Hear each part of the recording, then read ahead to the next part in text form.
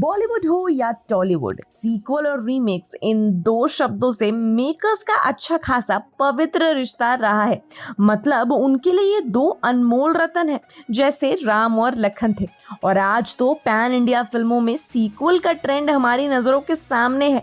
फिर चाहे जेब में पैसा हो या ना हो, पर सीक्वल बनाने की खुजली सबको है। पर जिस सीक्वल कॉन्सेप्ट को हम इस्तेमाल करते हैं, वह कहाँ से आया? कभी ये सोचा है? अगर आप ये कहना चाहते हैं कि भाई बाहुबली के बाद ये कॉन्सेप्ट आया, तो ये जवाब गलत है।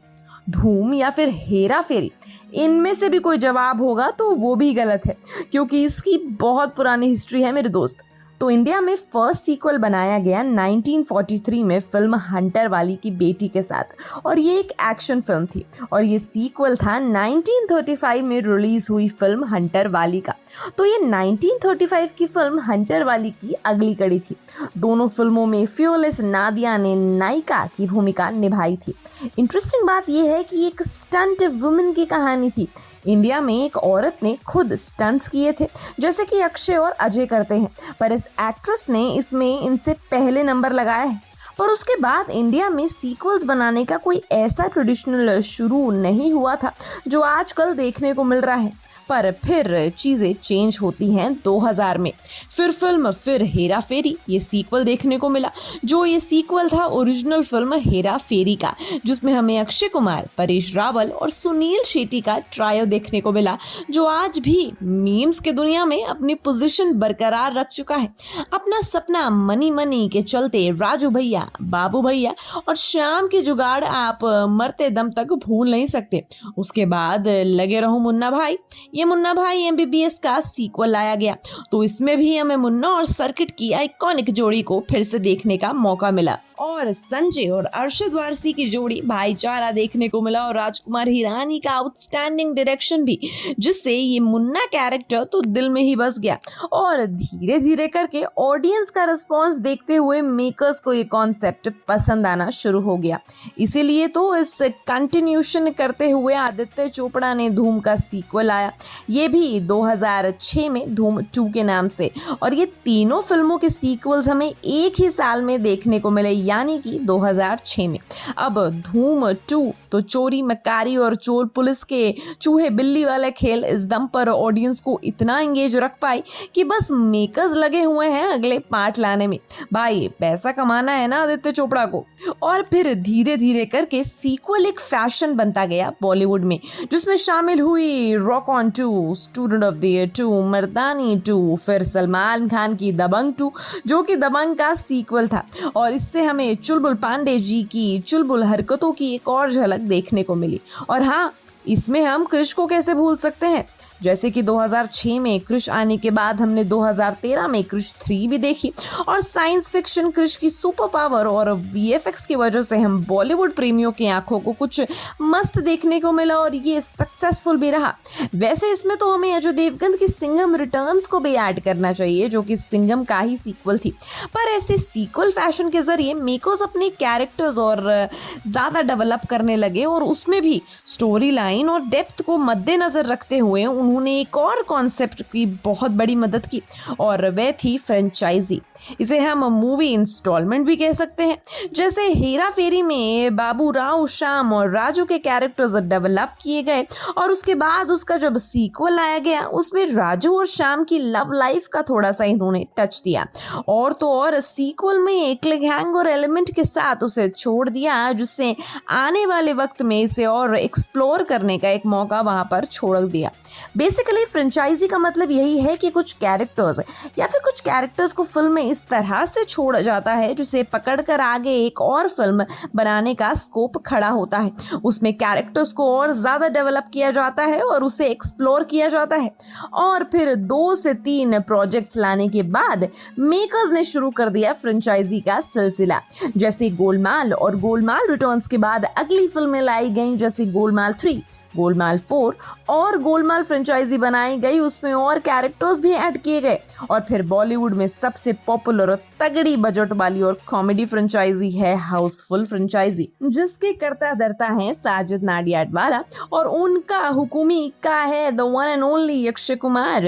इसमें तो हम दबंग को भी नहीं भूल सकते।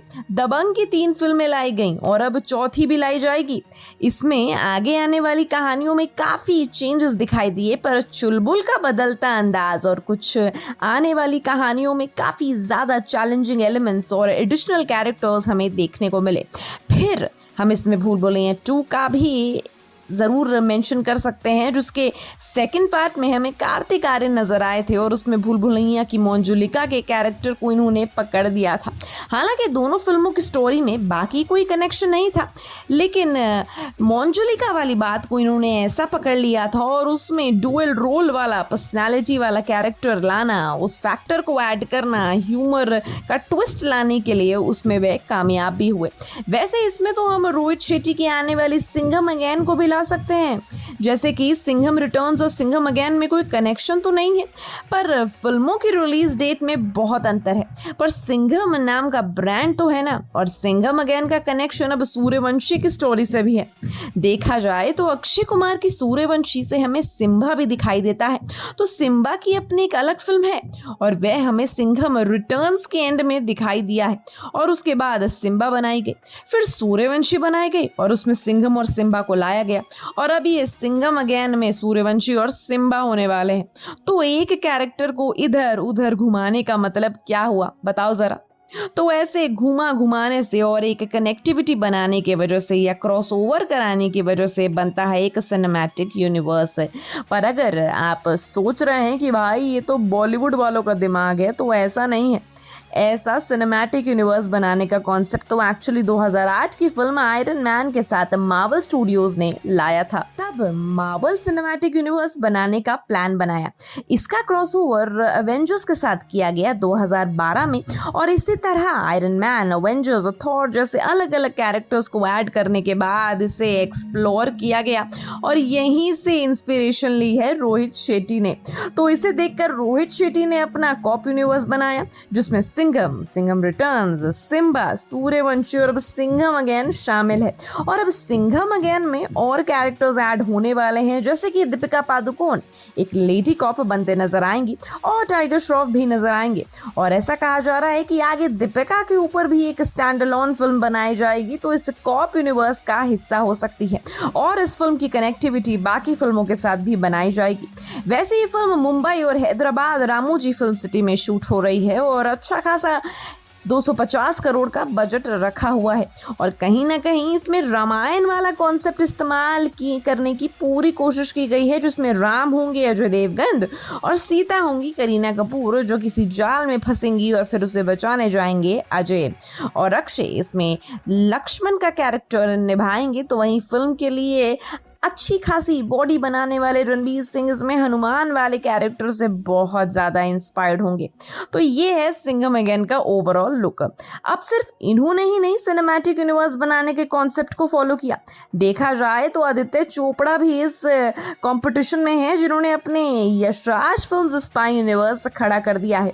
इसकी शुरुआत उन्होंने 2012 में एक था टाइगर से की, और फिर टाइगर जिंदा है, टाइगर 3, पठान, वॉर इसमें शामिल हुए, और अभी आने वाली कुछ फिल्में उसमें शामिल होंगी। वैसे एक और सिनेमैटिक यूनिवर्स बॉलीवुड में मौजूद है, और वह है Dinesh vision horror comedy universe, जिसमें स्त्री, रूही, भेड़ी और अब मुंजिया बनाई जा रही है। वैसे यशराज फिल्म स्पाई यूनिवर्स और कॉप यूनिवर्स, इनका तगड़ा मुकाबला हमें दिखाई देता है, क्योंकि एक तरफ कॉप्स हैं तो दूसरी तरफ स्पाइज। अब यशराज फिल्म स्पाई यूनिवर्स में टाइगर, पठान जैसे आइकॉनिक कैरेक्टर्स हैं, और Tiger franchise, Pathaan and War, इन तीनों की कमाई अगर देखी जाए तो वह है 2889 करोड़ के आसपास। वहीं रोहित शेट्टी के कॉप यूनिवर्स में सिंघम, सिम्बा और सूर्यवंशी जैसे हट के कैरेक्टर्स हैं, पर हैरानी की बात यह है कि इन तीनों फिल्मों की कमाई 1000 करोड़ भी नहीं है। तो कमाई के मामले में तो यशराज फिल्म्स स्पाई यूनिवर्स यहाँ अपना दम दिखाता है। पर फिक्र मत करो, सिंघम अगेन आ रही है और इस बार इस एटीट्यूड के साथ आ रही है कि बस 500 करोड़ तो जेब में डालने ही है। क्योंकि अगर यशराज फिल्म्स के पास टाइगर, पठान, कबीर जैसे कैरेक्टर्स है तो सिंघम कॉप यूनिवर्स का पहला कैरेक्टर एक ब्रांड नेम है। इस एक ब्रांड नेम का ही अलग फैन बेस है। बाजीराव सिंघम का वर्दी वाला अंदाज, उसका एक्शन अवतार, आता माजी सटकली या जिसमें है दम व बाजीराव सिंघम, ऐसे आइकॉनिक और पॉपुलर डायलॉग्स ये इस कैरेक्टर को और ज्यादा पॉपुलर बनाता है। और सिंघम अगेन को लेकर भले ही बाकी कास्टिंग की वजह से ऑडियंसेस थोड़ी सी नाराज हो, पर ये फिल्म देखने का सबसे बड़ा रीजन अजय देवगन और उनका ये कैरेक्टर ही है। और जिस तरह रोहित शेट्टी अपने यूनिक एक्शन स्टाइल के लिए जाने जाते हैं, वो इस बार पिछली वाली गलतियां नहीं करेंगे, जैसे कहानी में वीकनेस, एक्शन में नाकामयाब होना। तो इसीलिए सिंघम अगेन से बहुत ज्यादा उम्मीदें हैं। वेल, तो आप कौन सी फिल्म के सीक्वल के लिए सबसे ज्यादा एक्साइटेड हैं, हमें कमेंट सेक्शन में जरूर बताएं। And till then keep watching Bollygrad Studios. Become an actor in Bollywood. WhatsApp hi to 882885088.